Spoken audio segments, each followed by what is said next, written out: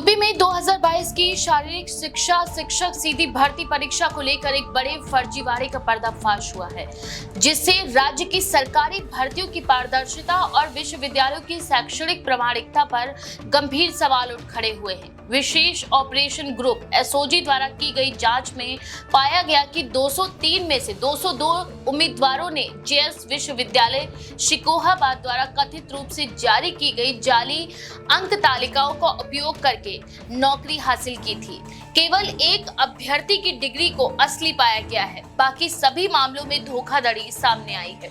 वहीं इस मामले की जांच धर्माराम गिला एएसपी एसओजी द्वारा की गई, जिसमें जेएस विश्वविद्यालय के सर्वर लॉग और डिग्री प्रिंटिंग के डिजिटल रिकॉर्ड्स का उपयोग कर इस घोटाले की परत दर परत सच्चाई सामने लाई गई। इस घोटाले की जड़ें विश्वविद्यालय की स्वीकृत सीटों और जारी की गई डिग्रियों की संख्या में भारी विसंगति से जुड़ी हैं।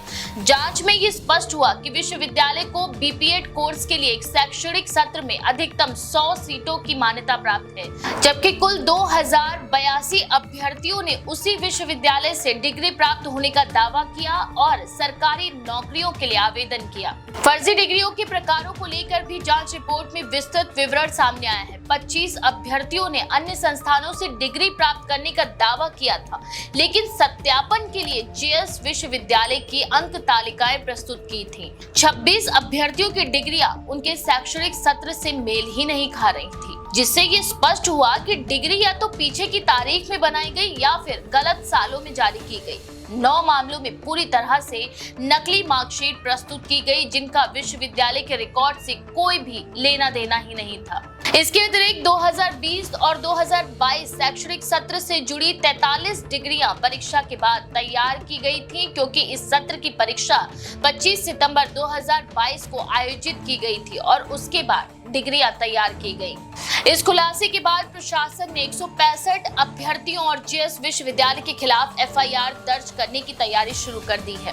ये जांच रिपोर्ट राज्य सरकार के लिए एक गंभीर चेतावनी के रूप में देखी जा रही है, क्योंकि ये दर्शाता है कि किस तरह से निजी विश्वविद्यालयों और दलालों के गठजोड़ से बेरोजगार युवाओं की कीमत पर भर्ती घोटाले को अंजाम दिया जा रहा है। फर्जीवाड़े की जड़ में जेएस विश्वविद्यालय का सर्वर लॉग और डिग्री प्रिंटिंग से जुड़ा डेटा है, जिससे ये पुष्टि हुई कि हजारों डिग्रियां बिना वैध शैक्षणिक रिकॉर्ड की जारी की गई।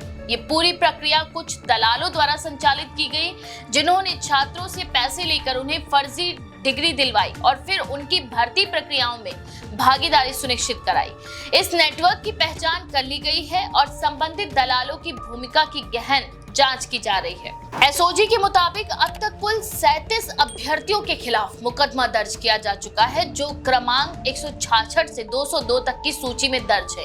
इनके खिलाफ फर्जी दस्तावेज प्रस्तुत करने और फर्जी उम्मीदवार भेजने जैसे गंभीर आरोप हैं।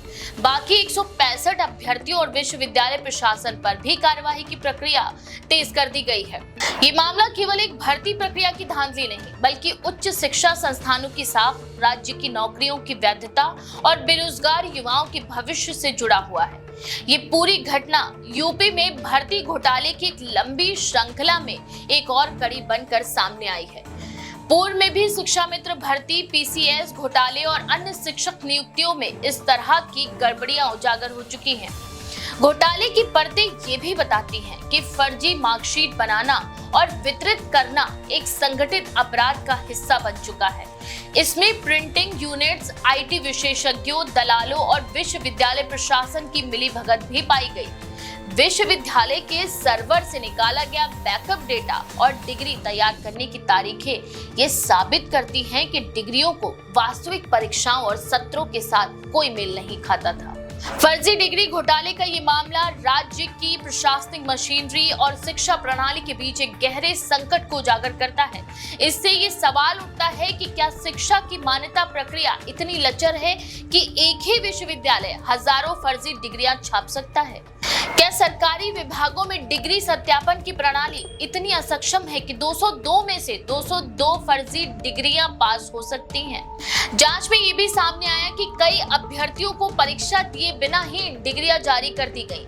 कुछ मामलों में छात्रों ने विश्वविद्यालय परिसर में कदम भी नहीं रखा, इसके बावजूद भी उन्हें फिजिकल एजुकेशन की डिग्री मिल गई। ऐसे उम्मीदवारों को सरकारी स्कूलों में बच्चों के साथ शारीरिक अभ्यास और खेल कूद जैसी गतिविधियों के लिए नियुक्त किया गया, जो बच्चों की सुरक्षा और भविष्य के लिए भी गंभीर खतरा है। ये भी गौरतलब है कि एकमात्र असली डिग्री प्रेम सिंह के पुत्र कुलराज सिंह की पाई गई थी, जिसने पूरी प्रक्रिया में सही ढंग से पढ़ाई कर बीपीएड डिग्री प्राप्त की थी।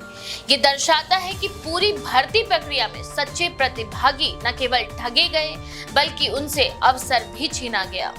इस घोटाले का एक और पहलू ये भी है कि जिन उम्मीदवारों ने फर्जी डिग्री के बल पर नौकरी हासिल की, वे 2 साल से ज्यादा समय से बच्चों को पढ़ा रहे थे।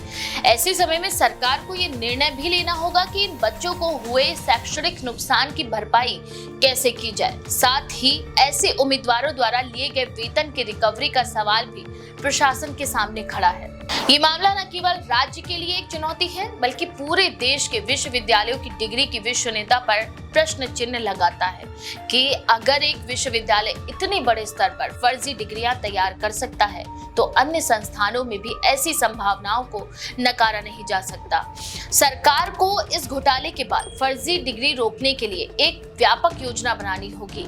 इसमें विश्वविद्यालयों की मान्यता की पुनः समीक्षा, डिग्री वितरण की प्रक्रिया में डिजिटल सत्यापन और नियुक्तियों में ब्लॉक लेवल पर क्रॉस वेरिफिकेशन जैसी कठोर व्यवस्थाओं को लागू करना सबसे अहम और आवश्यक है। भविष्य में इस प्रकार के घोटालों से बचने के लिए प्रशासन को भर्ती प्रक्रियाओं में पारदर्शिता, तकनीकी निगरानी और स्वतंत्र एजेंसियों से सत्यापन भी सुनिश्चित करना होगा। इस घोटाले ने एक बार फिर ये सिद्ध कर दिया है कि भर्ती प्रक्रिया में थोड़ी सी लापरवाही भी बड़े पैमाने पर धोखाधड़ी का कारण बन सकती है। अंततः ये घटना ये चेतावनी देती है कि अगर व्यवस्था में सुधार नहीं हुआ तो फर्जी डिग्री का ये कारोबार छात्रों के भविष्य के साथ खिलवाड़ करता रहेगा और शिक्षा प्रणाली का विश्वास दिन ब दिन कमजोर होता जाएगा। जांच जारी है और उम्मीद की जा रही है कि इसमें शामिल हर व्यक्ति को न्यायिक प्रक्रिया के तहत कड़ी सजा मिलेगी। इस बारे में आपका क्या विचार है? अपनी राय कमेंट में जरूर लिखें। ऐसे और भी खबरों के लिए देखते रहें द पेज 90।